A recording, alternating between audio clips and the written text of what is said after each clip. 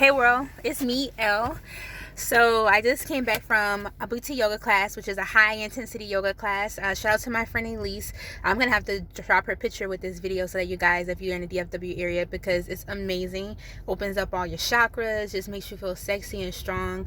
And today it gave me a lot of release because I had a heavy heart. I had a lot of stuff that was going on. So here's one of the things, right? I realized that I'm not perfect. I hope you didn't think that I was. If you follow me, I'm very much so not perfect, but I'm patient.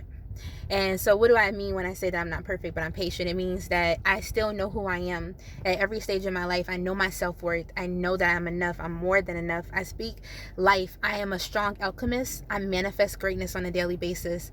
And even knowing that, even vibrating at the energy level that I vibrate at, I still get tested. I still have things that attempt to trigger me and things like that. So I had this really interesting situation yesterday where someone basically like attacked me, not physically obviously, but it was like verbal, and it was against my character and things like that. And it's like there was a moment where everything that I ever learned, uh, been around my family and been in New Orleans, like that started to kind of eke out. But I really caught myself, and I stayed humble, and I stayed calm. Even though I was upset, I'm not gonna lie, I was upset, but I stayed calm. And when I said calm, I mean that I watched the way that I reacted, because that's been one of my biggest challenges is my response to things, because I'm very action oriented, I'm very passionate, and when I feel something, and also I'm very honest and blunt, I'd say it. Like I'm like, oh no. And if you come for me or somebody that I love or anything like that, it's like, it's a thing. Like I think we all have that in common. But I addressed the fact that I had that thought. I took the time, instead of reacting, to make sure that I respond positively, and then I addressed the situation at its root. But even then, I still didn't have the sense of peace, right? Because sometimes when you're dealing with a situation and it's like somebody that you love is involved, and there's those elements of mistrust or betrayal or hurt or resentment or bitterness or things like that that kind of linger from a toxic situation that you're in, it's really hard to kind of like step back and not get right into your feelings. So like, for example, like instead of jumping back into where I was like when I was with this person, like in this moment and stuff like that, I had to remember who I am now and where I'm from. I live the things that I say, period. So I know that I need to do the self-work and the self-care. So I knew I was going to go to have to exercise it out. But one of the things that I do is I address my feelings. I try not to let them linger in a negative way. And what I mean by that is, okay, I had this thought, this made me feel this way, I'm hurt, I'm unhappy, but at the same time, this has nothing to do with me. That when people attack you, when people say things about you, when people are just doing things like that to you, that's always a reflection of them. If someone is feeling some type of way, as far as they feel like you're better than them, or things like that, that doesn't have anything to do with you. That has everything to do with them. It's their own insecurities. It's something inside of themselves that they're projecting, or something that they see that is making them feel that way, right? And I just want to remind everybody, we're not responsible for what other people think or feel about us, period. And at the end of the day, as long as I know who I am, I know the things that I do, I know the value that I have, then that's not going to be a problem.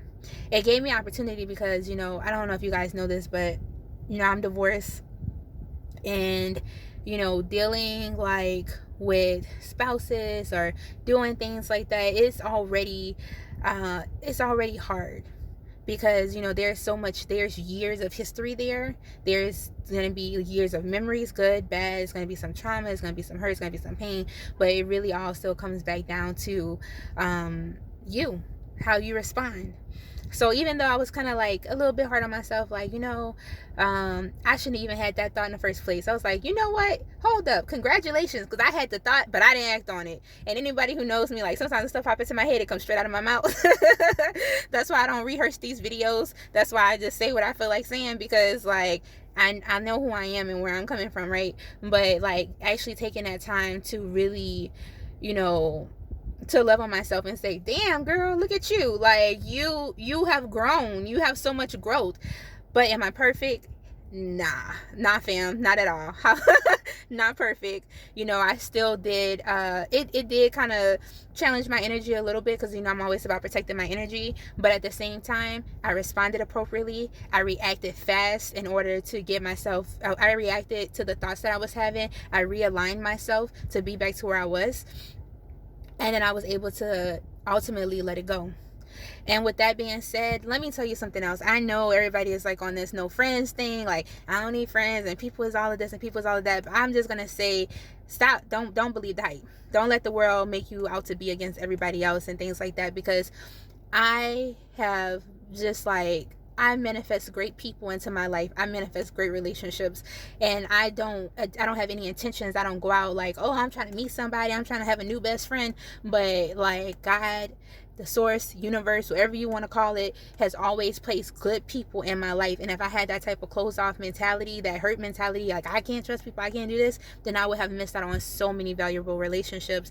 So like today, you know, here I am, you know, I'm still playing through everything. You know, getting myself back. I'm realizing that I have self work to do, that I'm still being triggered, that I need to make sure that I'm where I need to be and things like that. And here I have a great friend, somebody that I just met like probably within the last 4 or 5 months, but in that moment that person was able to feed into me, to give life into me, speak life to me, even when she was going through her own situations, and we were able to kind of heal and talk to each other. And I just feel like that's the beauty of relationships and being open, right? Because if I had too much pride and I had too much ego, then I could never would have been able to establish those relationships in the first place. And I know that's kind of like going on a whole nother topic from what I initially started off, but that's one of the reasons why I'm doing this retreat, because I feel like as black women, we need to stop lying to each other as far as these whole lies about black women can't be friends, black women can't be together, it's always going to be some drama, it's always going to be some mess. Yes, they got some people that's like that, but that's because they have a lot of trauma and they're not healed and they have all this stuff going on in their life. So number one, we have a duty to help our sisters heal. But number two, there's a lot of us out there that we are not perfect, but we are patient and we are working to get to where we need to be. So I can't wait to see y'all March 2020 at the retreat. Thank you.